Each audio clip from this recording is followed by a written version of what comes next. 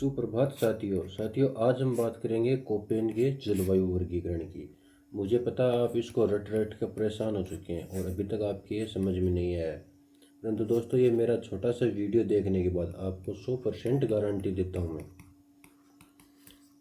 Guarantee देता हूँ कि आपको जो कोपेन का जलवायु वर्गीकरण है भारत के संदर्भ में और राजस्थान के संदर्भ में एकदम पूरा का पूरा समझ में आ जाएगा और आपका एक भी क्वेश्चन गलत नहीं होगा। किसी भी एग्जाम में कोई भी क्वेश्चन पूछा जाए जलवायु से संबंधित आपका एक भी क्वेश्चन गलत नहीं होगा। तो बिना देर किए चलिए आज का वीडियो शुरू करते हैं कोपेन का जलवायु वर्गीकरण।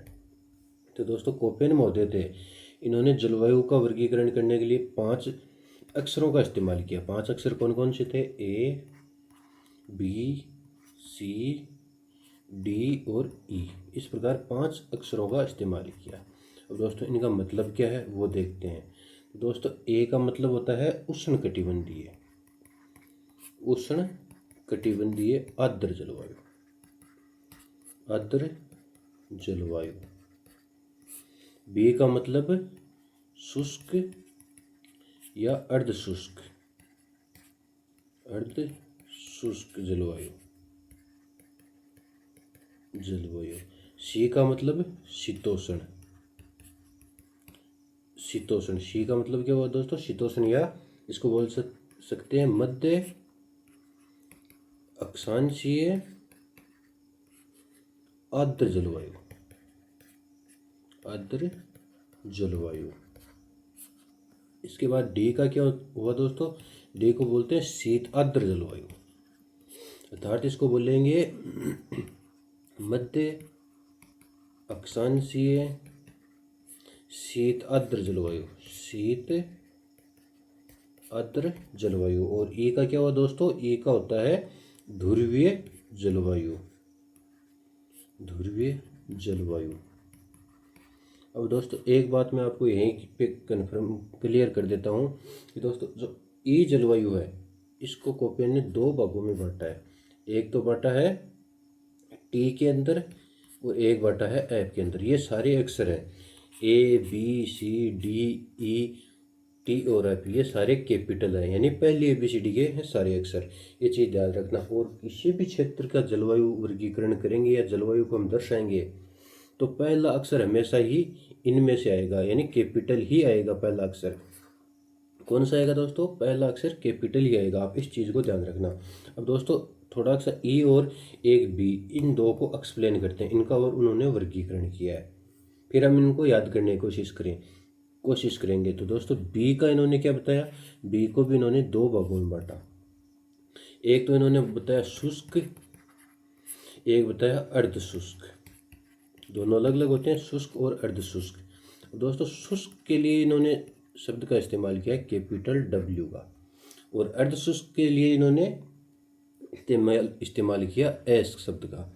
दोस्तों इसका मतलब क्या होता है? W for very worst condition, यानी वर्स्ट से भी वर्स्ट कंडीशन, जैसे हमारे जैसलमेर की। और दोस्तों अर्ध शुष्क S का मतलब क्या हुआ? S का मतलब हो गया दोस्तों स्टेपी तुल्य, स्टेपी तुल्य। मतलब जहाँ पे कुछ वर्षा होती है वहाँ पे पेड़ पौधों का विकास न होके वहाँ पे घास उग जाती है। जो स्टेपी के जो मैदान है वहाँ की जो जलवायु है उसके लिए इन्होंने एस शब्द का इस्तेमाल किया। और ये वृष्ट का मतलब वहाँ पे एकदम सुनसान हो, वीरान हो, जीवन संभव नहीं हो, वर्षा ना होती हो, एकदम न के बराबर वर्षा होती हो, इस क्षेत्र के लिए इन्होंने W का इस्तेमाल किया। अब दोस्तों शुष्क क्षेत्र हैं, शुष्क क्षेत्र हैं जो 2 प्रकार के हो सकते हैं। अब 2 प्रकार के कौन कौन से हो सकते हैं? एक तो हो सकता है शीत शुष्क क्षेत्र और एक होता है उष्ण शुष्क क्षेत्र। अब दोस्तों शीत और उष्ण शुष्क क्षेत्रों को दर्शाने के लिए, जैसे शीत क्षेत्र है दोस्तों, शीत क्षेत्र कौन सा? अपना लद्दाख वाला एरिया, उसके लिए तो इन्होंने स्मॉल k का इस्तेमाल किया। और जो उष्ण क्षेत्र है जैसे जैसलमेर वाला जलवायु दिखानी हो तो उसके लिए क्या शब्द का इस्तेमाल किया? स्मॉल h का और k का इस्तेमाल किया। उष्ण के लिए h और शीत के लिए k। दोस्तों k का क्या मतलब होता है? तो हमारे जो कोपेन थे वो थे जर्मनी से थे, और जर्मनी के अंदर जो ठंडा होता है उसको बोलते हैं KALT, काल्ट। इस प्रकार इन्होंने शीत को K से दर्शाया और उष्ण को S से। और इसी प्रकार अर्धशुष्क को भी जो शीत को के से और उष्ण को एच से। इस प्रकार इन्होंने बी को दो भागों में विभाजित किया। अब दोस्तों आगे हम बात करते हैं ई की, क्योंकि ई को भी तो दो भागों में बांटा गया था। ये है अपनी ई को दो भागों में बांटा। कौन कौन से दो भाग थे? टी और दूसरा क्या था दोस्तों? एफ। अब दोस्तों टी मतलब टुंड्रा प्रदेश, टुंड्रा प्रदेश यानी जिस क्षेत्र, इसको बोल सकते हैं कि जहाँ वर्षा हो, जहाँ पे हिमपात हो, हिम बर्फ गिरे और वो कुछ समय बाद पिघल जाए, वो क्षेत्र कौन से हो गए? टुंड्रा क्षेत्र। या हम इसको बोल सकते हैं जो हिमालय के गिरिपाद वाले क्षेत्र, वहाँ पे कौन सी जलवायु होगी? टुंड्रा जलवायु। इसको औसतन देखें तो ये 3000 मीटर से लेके 5000 मीटर तक की ऊंचाई वाले क्षेत्रों में टुंड्रा जलवायु पाई जाती है। और दोस्तों एप का मतलब क्या होगा? फ्रोजन एरिया यानी हिमाच्छादित एरिया, हिमाच्छादित हिस्सा या हिमाच्छादित भाग यानी फ्रोजन एरिया। ये कौन सा होगा दोस्तों? जो ऊपरी हिमालय है वो भाग हो गया। अर्थात इसको बोले तो 5000 मीटर या हिमरेखा की जो हमारी हिमरेखा है उससे ऊपर का जो क्षेत्र है वो क्या हो गया दोस्तों? Frozen area. इस प्रकार जो कोपेन ने 5 शब्दों के इस्तेमाल से 5 क्षेत्रों में विभाजित की जलवायु को, पूरे विश्व की जलवायु को। अब ये तो जलवायु के क्षेत्रों का वर्गीकरण हो गया। अब कोपेन महोदय ने वर्षा को दर्शाने के लिए 5 शब्दों का और इस्तेमाल किया। किसका इस्तेमाल किया? 4 शब्दों का और इस्तेमाल किया। किसके लिए किया दोस्तों? वर्षा के लिए। उनको भी देखते हैं। वर्षा, एक बार इन शब्दों को देख लेते हैं, फिर इनको अप्लाई करेंगे और इनका शॉर्टकट बनाएंगे हम। वर्षा के लिए किन किन शब्दों का इस्तेमाल किया दोस्तों? एक तो इन्होंने एफ, ये जो वर्षा के लिए जो भी शब्द लिए हैं वो स्मॉल एबीसीडी के लिए हैं। किसके दोस्तों? स्मॉल एबीसीडी के। एफ एस, पहले डब्ल्यू लेते हैं, S W, F W S और एम, और एक और है जी। इसको हम बाद में देखेंगे। ये कोपेन महोदय ने नहीं दिया जी, ये और ही किसी का, इसका हम बाद में बात करेंगे। तो दोस्तों ऐप का मतलब क्या हुआ? ऐप का मतलब हो गया फुल्ली रेन यानी वर्ष भर वर्षा, वर्ष भर वर्षा यानी पूरे वर्ष ही वर्षा होती है, उसे दर्शाने के लिए ऐप का इस्तेमाल किया। अब डब्ल्यू और एस इन दो को छोड़ते हैं एक बार, क्योंकि अगर आपका क्वेश्चन गलत होगा तो यहीं से गलत होगा और कहीं भी जलवायु का आपका क्वेश्चन गलत नहीं हो सकता। इसको थोड़ा ध्यान से समझना है दोस्तों। एम के लिए क्या दर्शाया? मानसूनी जलवायु, मानसूनी जलवायु। दोस्तों लास्ट बचा हमारा जी। अब जी किसने दर्शाया? क्योंकि कोपेन महोदय ने दर्शाया नहीं। दोस्तों जो राष्ट्र होते हैं, जो देश होते हैं, उनके कुछ जलवायु की खुद की परिस्थितियां जो होती हैं वो कारगर होती हैं, यानी जो खुद की उसकी स्थिति और जो उनका क्षेत्र है उस पर भी वहाँ की जलवायु निर्भर करती है। तो ऐसी ही जलवायु हमारे गंगा के मैदानों में है, गंगा के मैदान तुल्य जलवायु। दोस्तों जो हमारे गंगा के मैदान है वहाँ पे न ही तो वर्ष भर बारिश होती है, हमारे वहाँ पे विंटर में भी बारिश होती है, समर में भी बारिश होती है और मानसूनी वर्षा भी होती है। इस प्रकार ये हमारा एक स्पेशल जोन बन गया, जिसको हमारे भारतीय भूगोलवेताओं ने, किसने? इंडियन भूगोलवेता थे, जियोग्राफर्स थे, उन्होंने ये गंगा के मैदान के लिए जी शब्द का इस्तेमाल किया, जी अक्षर का इस्तेमाल किया। अब 2 बच गए हमसे हमारे डब्ल्यू और एस। अब दोस्तों कोपेन महोदय क्या करते हैं कि जहाँ जिस क्षेत्र में वर्षा होती है या जिस ऋतु में वर्षा होती है उसको बताने के बजाय उसका अपोजिट शब्द का इस्तेमाल करते हैं। जैसे उनको बताना है कि विंटर में वर्षा हो रही है, यानी विंटर में वर्षा हो रही है, तो वो बोलेंगे कि समर ड्राई है वहाँ पे, मतलब विंटर में वर्षा हो रही है।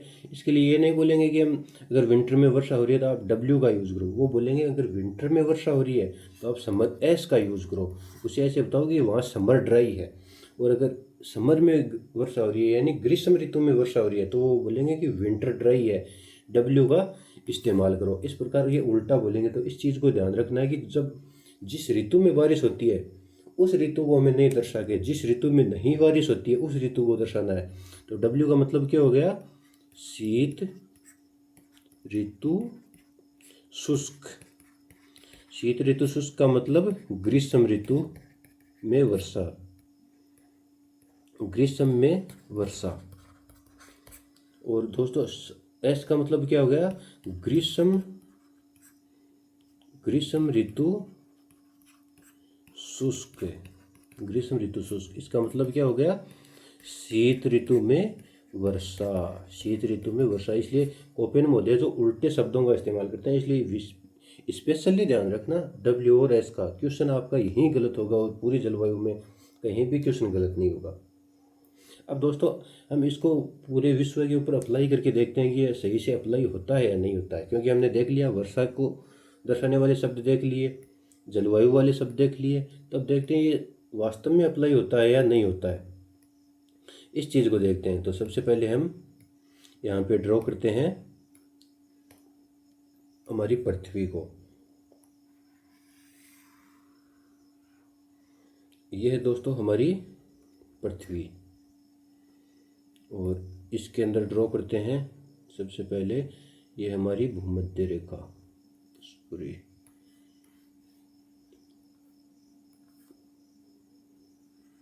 ये है हमारी भूमध्य रेखा, ये दोस्तों 0 डिग्री भूमध्य रेखा,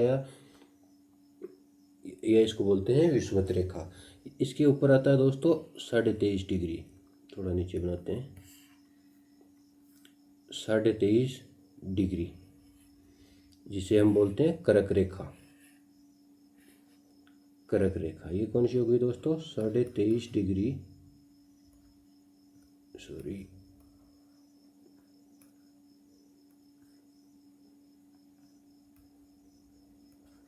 23.5 डिग्री नॉर्थ, इसे बोलते हैं हम कर्क रेखा।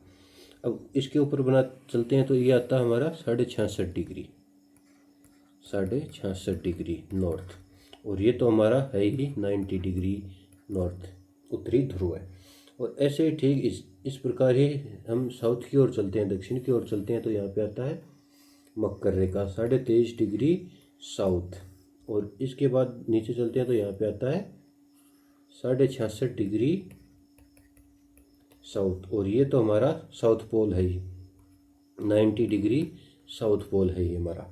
दोस्तों इस प्रकार से ये हमारी पृथ्वी का विभाजन हो गया। अब पृथ्वी का विभाजन करें तो इसको कटिबंधों में बांटते हैं, कौन कौन से कटिबंध हैं। तो दोस्तों ये 0 डिग्री को क्या बोलते हैं, उष्ण कटिबंधीय, उष्ण कटिबंधीय।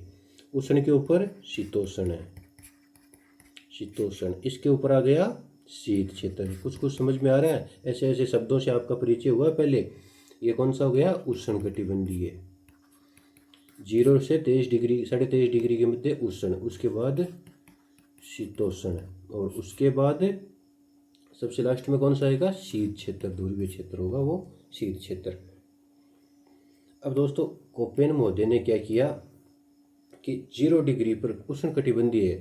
अब आपको पता है जो 0 डिग्री है वहाँ पे हमेशा वर्षा होती है, तो जहाँ हमेशा वर्षा होती है उसको दर्शाने के लिए क्या इस्तेमाल किया है, वर्षा के लिए तो ऐप शब्द का इस्तेमाल किया है, परंतु इससे पहले क्षेत्र को दर्शाने के लिए देखो हमने क्या बताया, उष्ण कटिबंधीय आर्द्र जलवायु, यहाँ पे यानी जो आर्द्र जलवायु पाई जाती है उसके लिए ए शब्द का इस्तेमाल किया है।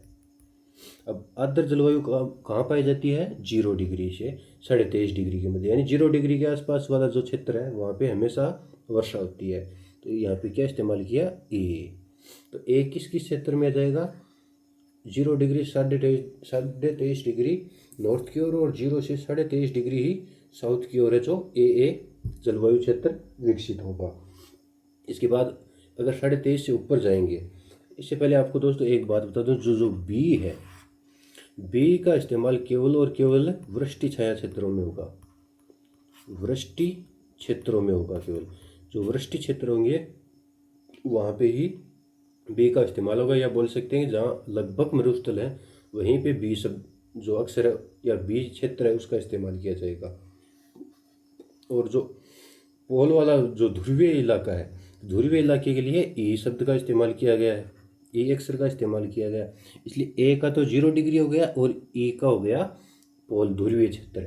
अब बच्चे हम और बी का मैंने बता दिया कि केवल वृष्टि वाले क्षेत्रों में आएगा, से वो बी है, यहाँ भी हो सकता है, यहाँ भी हो सकता है, यहाँ भी हो सकता है, यहाँ भी हो सकता है, यहाँ भी हो सकता है, बी कहीं भी आ सकता है, कोई फिक्स नहीं है, क्योंकि केवल और केवल वृष्टि छाया क्षेत्र हैं वहीं पे बी का इस्तेमाल किया जाएगा।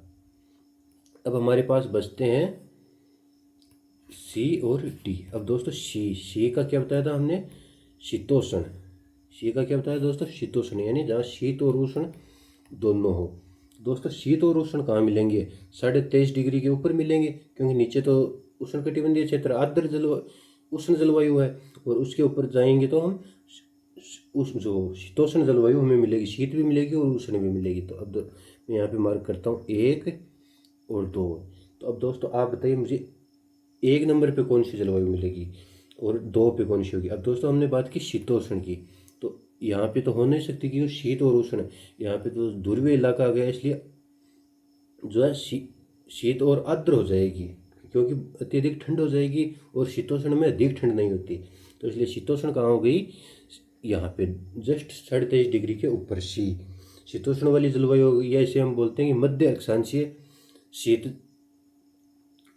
सॉरी मध्य अक्षांशीय आर्द्र जलवायु। तो मध्य अक्षांश कौन सा हो गया, 23.5, और यहाँ पे कौन सी पाई जाएगी, ये है जो आर्द्र जलवायु पाई जाएगी, ये शीतोष्ण जलवायु पाई जाएगी। अब जो दोस्तों बच गया डी हमारे पास, तो डी कौन सा होगा दोस्तों, अब 66.5 से ऊपर तो ई आ जाएगा, तो 66.5 के नीचे होगा वो क्या होगा, डी। 66.5 से जो नीचे वाले जितने भी क्षेत्र हैं उनकी क्या पाई जाएगी दोस्तों, डी प्रकार की जलवायु पाई जाएगी। अब डी को क्या बोलते हैं, डी को बोलते हैं शीत आर्द्र या मध्य अक्षांशीय शीत आर्द्र। ये मध्य अक्षांश हो गया दोनों, 23.5 और 90 की मध्य का, और इनके जो पास जो जलवायु पाई जाएगी वो शीताद्र, यानी आर्द्र तो वर्षा होने के कारण होगी, और जो ध्रुवीय क्षेत्र होने के कारण यहाँ पे जो है अत्यधिक ठंड हो गई, इसलिए शीत आर्द्र जलवायु इस प्रकार से हो गई। और इसी प्रकार 23.5 के पास साउथ में क्या हो जाएगा, सी, और 66.5 के पास डी प्रकार की जलवायु क्षेत्र का विस्तार मिलेगा। अब दोस्तों वर्षा की बात करते हैं, यहाँ पे देखें 0 डिग्री के पास, तो 0 डिग्री के पास होती है और हमेशा वर्षा होती है, हमेशा वर्षा होती है। तो कोपेन महोदय ने किस शब्द का इस्तेमाल किया वर्षा के लिए, फुल्ली वर्षा, यानी एफ का। तो 0 डिग्री के आसपास जितने भी क्षेत्र हैं वहाँ लगभग एफ प्रकार की जलवायु पाई जाएगी, स्पेशल कंडीशंस को छोड़ के। कुछ स्थिति विशेष कारक होते हैं उनकी वजह से वहाँ चेंज हो सकती है, परंतु लगभग सभी क्षेत्रों में एफ प्रकार की जलवायु पाई जाएगी। ये तो हो गई, हमने देखा विश्व के क्षेत्रों में।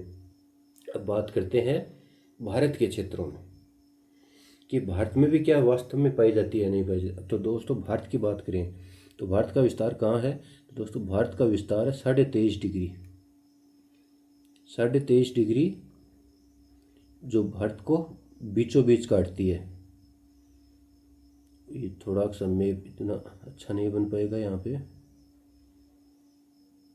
ये सही जगह नहीं है इसलिए, तो परंतु हम देख सकते हैं 23.5 डिग्री है जो भारत के को बीचों बीच से काटती है, इसलिए 23.5 डिग्री जो दक्षिणी भारत का हिस्सा है वो हमारा उष्णकटिबंधीय क्षेत्र में आता है। क्यों आता है कि वो 23.5 डिग्री के नीचे है, इसलिए इधर कौन सी जलवायु होगी अपनी, उसमें ए प्रकार की जलवायु क्षेत्र हो गया, और इधर कौन सा हो गया, सी और डी प्रकार की जलवायु क्षेत्र हो गया। सी, डी और ई प्रकार की जलवायु हमारी स्पेशल कारकों के कारण बनती है, वहाँ पे स्पेशल जलवायु के कारण पाए जाते हैं हमारे वहाँ इस प्रकार। तो दोस्तों अब हम इसको भारत के मैप के ऊपर देखते हैं। तो दोस्तों ये है अपने पास भारत का मैप, तो इसको मैं थोड़ा जूम कर लेता हूँ। पहले हम दक्षिणी भाग को ही देखते हैं, ये है हमारा दक्षिणी भाग, ये रही हमारी 23.5 डिग्री कर्क रेखा। कौन सी रेखा, 23.5 डिग्री कर्क रेखा। थोड़ा और इसको डार्क कर देते हैं, 23.5 डिग्री हमारी कर्क रेखा है। इसके नीचे वाला इलाका कौन सा हो गया हमारा, उष्णकटिबंधीय क्षेत्र वाला। तो इसके लिए हम क्या दर्शाएंगे, जितना भी दक्षिण भारत है उसको दर्शाने के लिए हम ए का इस्तेमाल करेंगे। अब दोस्तों ए का इस्तेमाल करेंगे तो एक आता हमारा यहाँ पे कोरोमंडल तट। कौन सा तट है दोस्तों, कोरोमंडल तट। तो दोस्तों कोरोमंडल तट की जलवायु को दर्शाने के लिए ए का तो इस्तेमाल श्योर होगा। अब यहाँ पे वर्षा कब होती है, तो दोस्तों आप सबको पता है यहाँ पे लौटता हुआ मानसून वर्षा करता है, और लौटता हुआ मानसून वर्षा कब करेगा, नवंबर दिसंबर में, अर्थात शीत ऋतु में। शीत ऋतु में वर्षा करेगा। तो शीत ऋतु में हमने 4 प्रकार के ऑप्शन दिखाए थे, एफ, डब्ल्यू, एस और एम। तो दोस्तों एफ वाला तो नहीं होगा। अब शीत ऋतु, डब्ल्यू का मतलब विंटर ड्राइव, मतलब शीत ऋतु में वर्षा कर रहा है, तो इसका मतलब डब्ल्यू तो नहीं आएगा यहाँ पे। एस का मतलब क्या हुआ कि समर ड्राई। समर ड्राई का मतलब यहाँ पे वर्षा विंटर में होती है। तो दोस्तों कौन सा सही हो गया? डब्ल्यू। कैसे सही हुआ? कि लौटता हुआ मानसून वर्षा करता है, और लौटता हुआ मानसून वर्षा कब करता है? कि वो नवंबर दिसंबर अर्थात शीत ऋतु में यहाँ पे वर्षा करता है। इसलिए क्या हो गया? और कोपेन ने क्या कहा था कि अगर विंटर में बारिश होती है या सर्दियों में बारिश होती है तो हम उसको लिखेंगे कि समर ड्राई, यानी जो ग्रीष्म ऋतु है वो शुष्क है, उसका उल्टा लिखना है। इसलिए सॉरी दोस्तों, यहाँ पे क्या होगा, जो अगर सर्दियों में वर्षा होती है तो क्या लिखेंगे? Summer dry. तो इसलिए यहाँ पे इस्तेमाल होगा ए एस, डब्ल्यू नहीं, ए एस। एस भी कौन सा? Small S. ए एस का यहाँ पे इस्तेमाल किया जाएगा। ए एस प्रकार की जलवायु होगी, इसे बोलते हैं उष्णकटिबंधीय आर्द्र जलवायु। तो ये तो हो गया दोस्तों कोरोमंडल तट की बात। अब दोस्तों इधर है हमारा मालाबार तट। कौन सा तट है दोस्तों? मालाबार तट है। अब दोस्तों मालाबार तट है, तो मालाबार तट पे वर्षा कब होती है? ये तो हमें श्योर ही पता है कि ये तो आएगा ही आएगा। अब वर्षा को देखते हैं, वर्षा कब होती है दोस्तों? पहली बात तो मानसूनी वर्षा होती है, तो हम एम लिख देते हैं। मानसूनी वर्षा होती है यहाँ पे सबसे ज़्यादा, वर्ष भर वर्षा होने का तो सवाल ही नहीं है। अब इसके बाद बात करते हैं मानसूनी वर्षा कब होती है, विंटर में या समर में? तो मानसूनी वर्षा होती है हमारे यहाँ समर में, यानी गर्मियों के अंदर। तो गर्मियों के अंदर होती है, तो हम यहाँ पे क्या लिखेंगे? विंटर ड्राई, मतलब शीत ऋतु है जो शुष्क है यहाँ, तो विंटर ड्राई। तो ये हो गई हमारी AMW। मालाबार तट की जलवायु कैसे हो गई?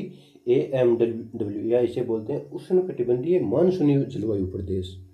अब दोस्तों ये बच गया हमारा, ये 0 डिग्री 23.5 डिग्री से नीचे वाला, और ये सारा क्षेत्र बच गया। अब दोस्तों इसमें से कुछ क्षेत्र है उसको निकाल दें। अगर यहाँ से ऐसे कुछ क्षेत्र है, यहाँ पे वृष्टि छाया वाला क्षेत्र, वहाँ बी टाइप की जलवायु पाई जाती है। कौन सी? बी टाइप की। इसलिए उसको हम छोड़ दें, तो बाकी जो भी प्रायद्वीपीय भारत है, जिसे प्रायद्वीपीय पठारीय कहते हैं, उसकी जलवायु कैसी होगी? तो दोस्तों उसकी जलवायु को देखने के लिए हमें ज़्यादा कुछ करना है ही नहीं, हमें पता है ए तो आएगा ही आएगा। अब ए आएगा तो ए के साथ कब आए? यहाँ पे वर्षा कब होती है?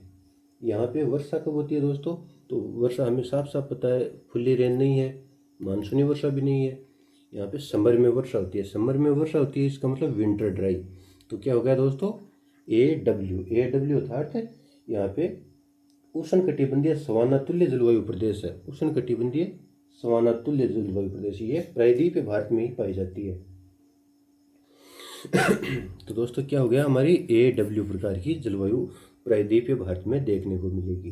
तो ये हो गया दोस्तों दक्षिण भारत की बातें। दोस्तों हमने दक्षिण भारत को देखा, अब हम उत्तर भारत की बात करते हैं। इसका मतलब हमने ये तो देख लिया कि ये अप्लाई तो हो रहा है पूरा, कैसे भी अप्लाई हो पूरे भारत में, दक्षिण भारत में जो कोपेन का जलवायु वर्गीकरण है वो इजीली अप्लाई तो हो रहा है। अब हम नेक्स्ट बात करते हैं उत्तर भारत की। उत्तर भारत की ये है दोस्तों हमारा उत्तर भारत, और ये रही हमारी 23.5 डिग्री कर्क रेखा। ये रही हमारी 23.5 डिग्री कर्क रेखा। और सबसे पहले तो हम अपने जैसलमेर का ही, राजस्थान का ही इसका करते हैं ट्रीटमेंट, कि पहले तो देखते हैं राजस्थान में अप्लाई होता है या नहीं होता है। तो ये है राजस्थान का पश्चिमी भाग, जैसलमेर वाला। तो पश्चिमी भाग जैसलमेर वाला मरुस्थलीय भाग है, हमें पता है मरुस्थलीय भाग के लिए क्या शो करना पड़ेगा? बी, क्योंकि जितने भी वृष्टि छाया प्रदेश हैं उसके लिए बी शब्द का इस्तेमाल करेंगे, बी अक्षर का इस्तेमाल करते हैं। अब दोस्तों बी का इस्तेमाल करते हैं। अब बी के हमने 2 प्रकार देखे थे, ये देखिए बी के हमने 2 प्रकार देखे थे, डब्ल्यू शुष्क और अर्ध शुष्क। अब तो दोस्तों यहाँ पे शुष्क वाला इलाका है, ये कौन सा अर्ध शुष्क है? जैसलमेर वाला इलाका शुष्क वाला है, और शुष्क वाला है तो शुष्क भी कैसा है? ये शीत शुष्क है या उष्ण शुष्क है? तो ये उष्ण शुष्क है, इसलिए क्या इस्तेमाल करेंगे? कैपिटल W और स्मॉल h। चलो दोस्तों चलते हैं, कैपिटल तो W आ जाएगा और स्मॉल h। अब यहाँ पे वर्षा कब होती है? वर्षा के लिए वही अपना है F, W, S और M। तो दोस्तों वर्षा कब होती है? ये तो होने का सवाल ही नहीं है, मानसूनी भी इतनी वर्षा नहीं होती हमारी। तो यहाँ पे हमें विंटर में भी वर्षा नहीं होती, तो समर में वर्षा होती है, यानी हमारे ग्रीष्म ऋतु में वर्षा होती है। ग्रीष्म ऋतु में वर्षा होती है तो हम क्या लिखेंगे कोपेन महोदय के अनुसार? Winter dry. तो ये हो गई BWHW, ये W कौन सा है, ये स्मॉल है और ये कैपिटल है। तो इस प्रकार से ये राजस्थान की जलवायु। अब आगे चलते हैं, ये हमारी जलवायु जो प्रदेश है इसको कैसे लिखेंगे। तो दोस्तों हमें पता है बी तो आएगा ही आएगा। अब दोस्तों ये किस प्रकार का है, बी को दो भागों में बांटा है ना, तो बी का ये शुष्क वाला इलाका है, अर्ध शुष्क वाला। तो दोस्तों ये जैसलमेर से जोधपुर और सीकर झुंझुनू की तरफ आते हैं तो ये अर्ध शुष्क वाला इलाका है, क्योंकि यहाँ पे नदियाँ भी हैं और वर्षा भी होती है। तो अर्ध शुष्क के लिए हम क्या इस्तेमाल करेंगे, एस का इस्तेमाल करेंगे। अब दोस्तों ये अर्ध शुष्क है तो किस प्रकार का है, शीत अर्ध शुष्क है या ग्रीष्म उष्ण अर्ध शुष्क है। तो दोस्तों ये उष्ण अर्ध शुष्क है। कौन सा अर्ध शुष्क है, उष्ण अर्ध शुष्क। तो दोस्तों हम क्या इस्तेमाल कर लेंगे इसके लिए, एच का। एच कौन सा, स्मॉल। अब दोस्तों वर्षा कब होती है दोस्तों, वर्षा वही समर में वर्षा होती है। और क्या लिखेंगे, विंटर ड्राई। तो ये हो गई विंटर ड्राई। अब दोस्तों इस भाग की बात करते हैं, हाड़ौती वाले को छोड़कर, जो हाड़ौती के अलावा जो भाग बच गया उस भाग की हम बात करते हैं।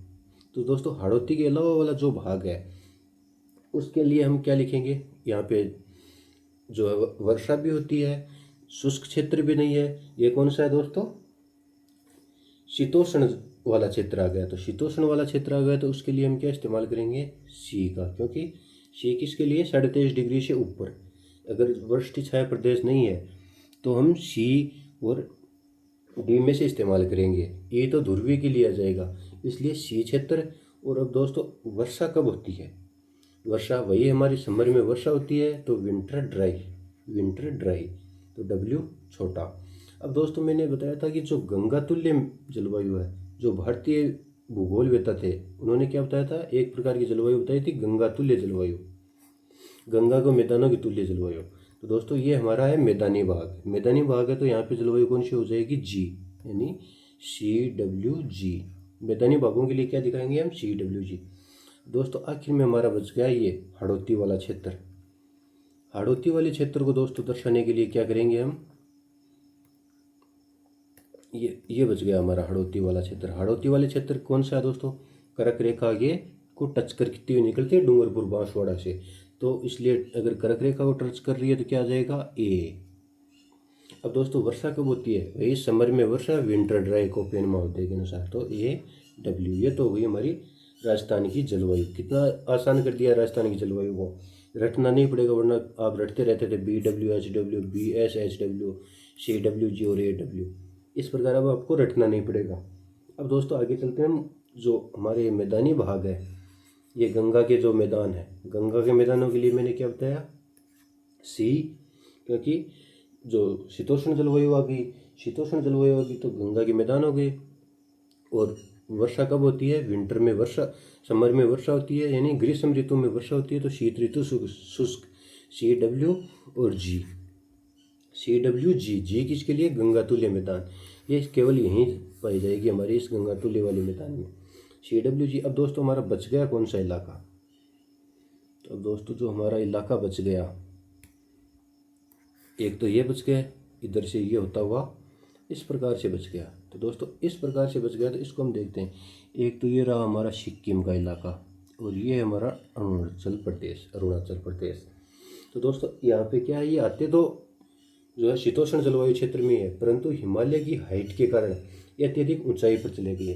कहाँ पे चले गए, ये अत्यधिक ऊंचाई पर चले गए। अत्यधिक ऊंचाई पर चले जाने के कारण वहाँ पे जो अक्षांशीय विस्तार है वो जलवायु कारक प्रभावी हो गए, और जलवायु कारक प्रभावी होने के कारण यहाँ पे क्या हो गया, यहाँ थोड़ी ठंड ज़्यादा बढ़ गई।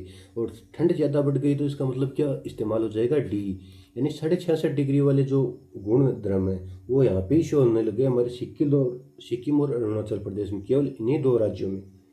तो इसके लिए हम क्या इस्तेमाल करेंगे, डी, ऊंचाई के कारण। किसके कारण, वो पहाड़ियों के कारण, ऊंचाई के कारण हम इसका इस्तेमाल करेंगे डी का। अब दोस्तों डी के साथ क्या आएगा, तो डी के साथ दोस्तों वर्षा को दर्शाने के लिए, यहाँ पे वर्षा कैसी होती है, वैसे वर्षा तो यहाँ पे नहीं होती, परंतु जो भारतीय भूगोलवेत्ता है वो मानते हैं कि यहाँ पे वर्ष भर वर्षा होती है। वर्ष भर वर्षा कैसी होती है, इधर है हमारा चाइना से मानसूनी हवाएं आती हैं और वो इसी क्षेत्र में थोड़ी बहुत वर्षा करती है। ऐसी नहीं है कि बहुत ज़्यादा मूसलाधार वर्षा होती है, मूसलाधार वर्षा 0 डिग्री के आसपास ही मिलेगी, परंतु मैंने बताया जलवायु कारक निर्भर करते हैं। तो इसलिए चाइना से आने वाली मानसूनी हवाएं कुछ यहाँ पे वर्षा करती हैं, इसलिए भारतीय भूगोलवेताओं का मानना है कि यहाँ वर्ष भर वर्षा होती है, इसलिए यहाँ पे इस्तेमाल किया DF। और कुछ जोन है जो यहाँ पे सी वाला हो गया, यानी उष्णकटिबंधीय भी है, इसलिए सॉरी शीतोष्ण भी है, इसलिए DFC। ये हमारी जलवायु है जो DFC प्रकार की जलवायु जो केवल और केवल अरुणाचल प्रदेश और सिक्किम में देखने को मिलती है, क्योंकि यहाँ लघु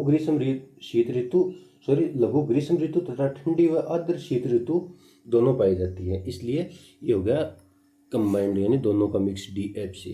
अब दोस्तों हमारा एक क्षेत्र बच गया केवल और केवल ये, कौन सा बच गया दोस्तों? केवल और केवल हमारा ये क्षेत्र बच गया। अब हम ब्लैक कलर का यूज़ कर लेते हैं, ये क्षेत्र बच गया केवल और केवल हमारा। तो दोस्तों इस क्षेत्र में मैंने बताया फ्रोजन एरिया, फ्रोजन हिमालय के कारण फ्रोजन एरिया हो गया, इसलिए इसको दो भागों में बांटा था फ्रोजन को। कौन से में? एक तो ये, एक तो ये तो टी हो गया, ये एफ हो गया। टी कौन सा हुआ? हिमालय के गिरिपाद वाला यानी टुंड्रा। इसमें दोनों में सेम में जम्मू कश्मीर लद्दाख और हिमाचल वाले हिस्से आएंगे। जो इनका जो दक्षिणी हिस्सा है इन राज्यों का वो तो हो जाएगा टुंड्रा जलवायु वाला, और जो उत्तरी हिस्सा होगा वो फ्रोजन इलाका, यानी जो हिम रेखा के ऊपर है जहाँ पे हिम वर्षा होती रहती है और हिम बर्फ जमी ही रहती है, वो तो हो गया फ्रोजन एरिया। और जहाँ पे वर्षा होती है बारिश होती है और बर्फ गिरती है और फिर वापस ड्राई हो जाता है, वो बर्फ पिघल जाती है, उस इलाके को दर्शाने के लिए किस चीज़ का इस्तेमाल किया? टी का। तो इस प्रकार से दोस्तों जो हमारा कोपेन का जलवायु वर्गीकरण था वो यहाँ इसी के साथ कंप्लीट होता है। उम्मीद करते हैं आपको आसानी से समझ में आएगा, और जितना आसानी से मैंने समझाया, अगर आपको एक बार में समझ में नहीं आया तो दोबारा इसको ज़रूर पढ़िए, दोबारा ज़रूर आपको ये समझ में आ जाएगा, और इसके बाद आपका एक भी क्वेश्चन गलत नहीं होगा। दोस्तों एक क्विक रिवीजन ले लेते हैं। तो दोस्तों क्विक रिवीजन की बात करें तो सबसे पहले कोपेन ने क्या किया?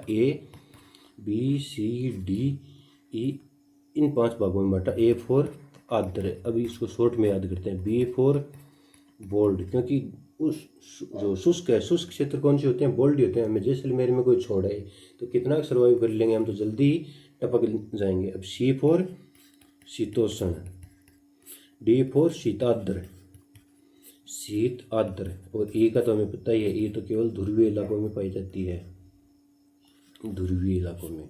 वर्षा के लिए कैपिटल F, वर्ष भर वर्षा, और W फॉर विंटर ड्राई यानी शीत शुष्क, शीत ऋतु शुष्क, और S फॉर ग्रीष्म ऋतु शुष्क, और M फॉर मानसूनी वर्षा या मानसूनी जलवायु। और हमारे भारतीयों ने क्या किया? जी का मतलब गंगा तुल्य। ए को कितने भागों में बांटा? ए को टी और एफ, टी का मतलब tundra, T for tundra, F for frozen. B को कितने भागों में बांटा?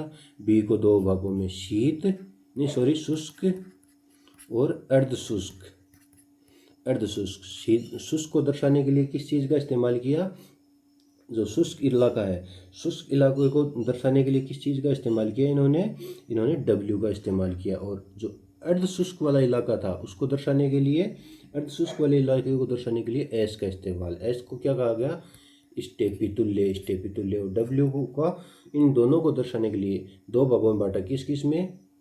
जो शुष्क और अर्धशुष्क को दर्शाने के लिए 2 भागों में बांटा। W जो शुष्क था उसको किस में? एक तो शीत में दर्शाया गया, मैं यहाँ पे लिखता हूँ, एक तो H से और एक K से। H का मतलब हॉट, HOT, हॉट यानी उष्ण है, क्या हो गया? उष्ण। और K का मतलब क्या हो गया? K का मतलब होता है KALT, काल्ट यानी होता है ठंडा जर्मन भाषा में, इसलिए K का इस्तेमाल। जहाँ पे ठंड होगी ज़्यादा, यानी हमें लद्दाख का क्षेत्र दर्शाना होगा तो हम K से दर्शाएंगे, और जैसलमेर का क्षेत्र दर्शाना होगा तो हम H से दर्शाएंगे। तो दोस्तों इस प्रकार से ये हमारा जलवायु है जो कंप्लीट होती है। अगर आप इसको दोबारा देखेंगे तो 100% आपको ज़रूर समझ में आ जाएगा, कोई भी क्वेश्चन आपका गलत नहीं होगा। तो दोस्तों आज की वीडियो में बस इतना ही, मिलते हैं नेक्स्ट वीडियो में, तब तक के लिए नमस्कार, आदाब, जय हिंद, जय भारत।